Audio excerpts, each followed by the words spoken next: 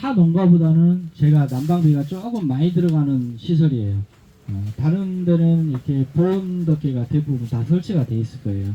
근데 저희가 위치상 일조가 조금 안 좋기 때문에 저 같은 경우는 3중을 이렇게 비닐로 해서 개폐를 하게 해놨습니다. 그래서 다른 집보다는 항상 1도나 2도 정도 항상 온도가 낮아요. 낮기 때문에 저희가 어느 정도 그날 기상 데이터하고 이 센서 값하고 해서 어느 정도 온도가 크게 7도, 제가 아까 영하 7도를 기준으로 잡아서 그보다 더 이상 떨어지면 1도 정도 낮춰서 에너지 소비량을 좀 더 감소하고, 작년 같은 경우는 그걸 그냥 일률적으로 쭉 똑같이 했거든요. 똑같이 해서 작년에는 올해 한 2배 정도 나온 것 같아요. 전기 요금이. 그래서 어느 정도 저희가 확인을 하고 눈으로 보고, 그 다음에 경부화 때 보합은 이제 경부화 때는 요금이 상당히 많이 내려가거든요. 거기에서도 한두 시간만 이게 히터가 안 돌아가도 크게 난방비를 절약을 할 수 있거든요. 그리고 여기에 이제 큰꽃 난방이 지금 돼 있어요. 저도 큰꽃 난방이 돼 있는데 큰꽃 난방도 뭐 온도계를 보고 저희가 이제 세팅을 하겠지만은 온도가 급격하게 내려가면 큰꽃 난방도 6도 정도만 낮춰도 많이 유리가 소비가 덜 됩니다. 그리고 CO2 같은 경우도 작년까지는 제가 CO2 공급을 안 했어요. CO2 센서가 없기 때문에 CO2가 얼마나 공급되는지를 몰라요. 그냥 무작정 틀었어요. 틀었는데 올해 같은 경우는 저희가 보통 한 2500 ppm 정도로 항상 맞춰놓고 제가 아침에 CO2 기계를 가동시켜서 CO2를 공급을 해주거든요. 그래서 생육 상태나 과일 상태로 봤을 때 작년보다는 조금 좋아요. CO2를 농도를 잘 맞춰주면 과일이 상당히 바짝바짝거리거든요. 생육상 잎사귀 같은 것도 바짝바짝 하고요. 그래서 아침에 되도록이면 조금 더 일찍 딸기가 일을 할 수 있게끔 환경 조성을 해주고 있습니다. 그래서 센서에 대한 만족도는 좋아요. 근데 아까도 말씀드렸다시피 센서가 많으면 많을수록 좋죠. 뭐 가장자리도 있고 저 끝에도 있고 막 어떤 데는 보면 그 온실 환경 복합제 한 대 보면 한 3군데 정도 이렇게 돼 있더라고요. 근데 이게 가장 중요한 거는 센서 값이 너무 비싸요. 우리나라는. 근데 이제 박사님이 생각하기에는 한 온실에 이게 200평인가요?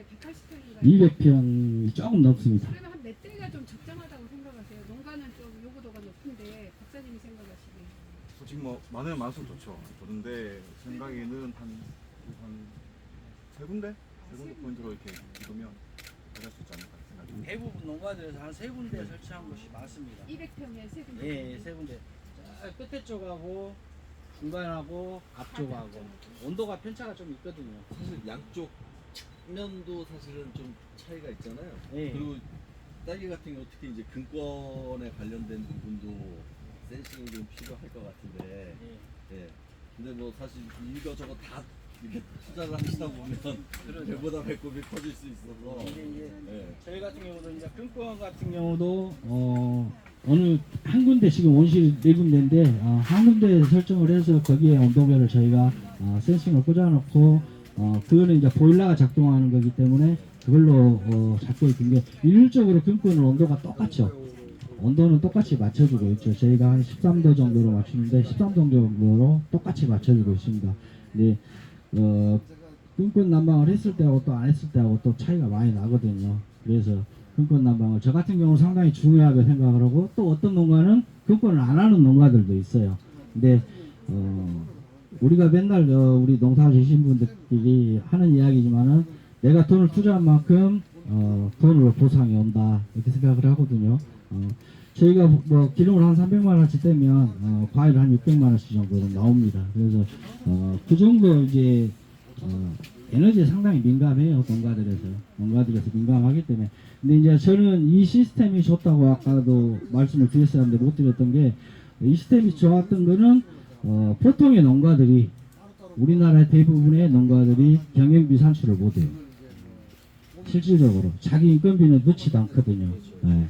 그래서 그런 거를 이 모니터링 시스템을 통해서 제가 어느 정도, 보통 저희가 전기요금을 내도 한 달 고지서가 나와야 얼마를 쓴지를 알고 경구할 때 얼마 썼다, 얼마 썼다. 이제 한전에 들어가면 확인을 할 수 있다는데, 한전까지 들어가서 누가 확인하는 사람은 없거든요. 근데 이거는 매일매일, 그리고 월별로 전월, 동월, 전전월 이렇게 해서 나오니까, 제가, 이번에는 나무함기가 너무 많이 들어갔어요. 이번 달에 좀 줄여야겠어. 줄일 수도 있고요.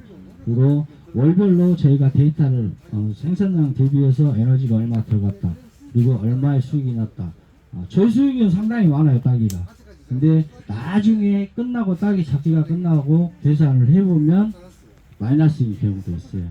근데 그런 데이터를 제가 뽑는데 유용하게 쓸 수 있다고 생각을 합니다.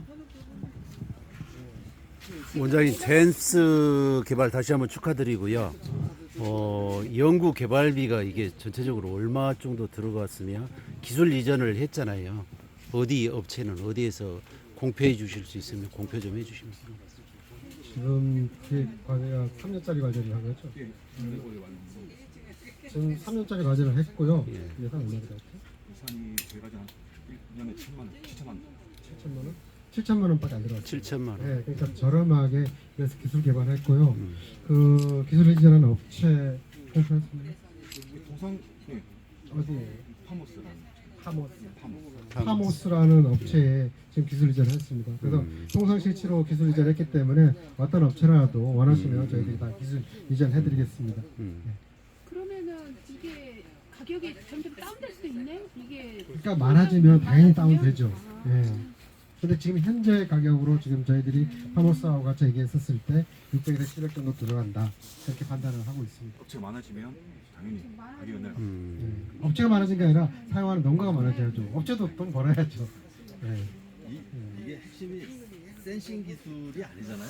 에너지 모니터링. 뭐 워낙 네. 많은 다양한 센싱들이 있으니까 그러니까 농가에서 난방비를 사용할 때 이사 결정을 해서 내가 이번에 밀도를 더 올릴 거냐 낮출 거냐 그걸 이사 결정하는데 도와주는 겁니다.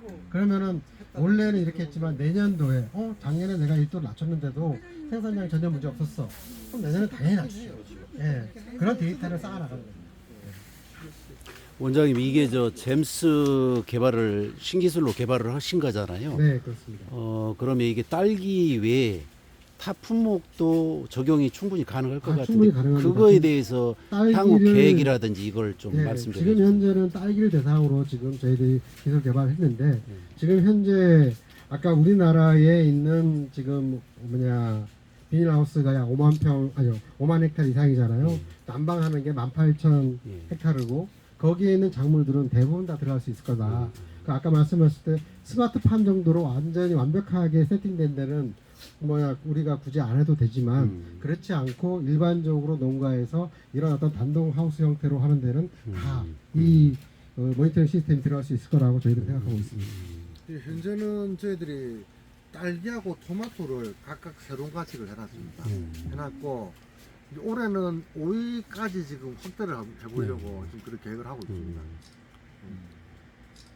원장님 질문요. 네. 아까 저기서 제가 마지막으로 하려고 했던 시간이 안 됐는데 제가 한 5, 6년 전에 호주 대사관에서 자국의 그 스마트팜 농가를 초청해가지고 롯데호텔에선가 이렇게